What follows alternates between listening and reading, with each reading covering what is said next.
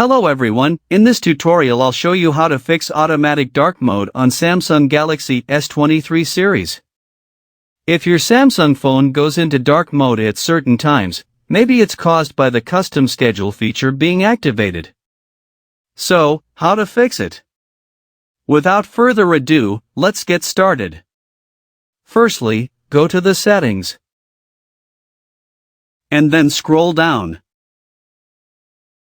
Tap on Display. Go to Dark Mode Settings.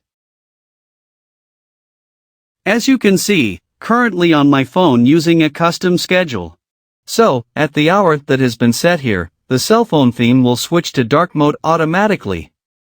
So that the Samsung S23 mobile doesn't switch to the dark theme automatically, you can turn it off here.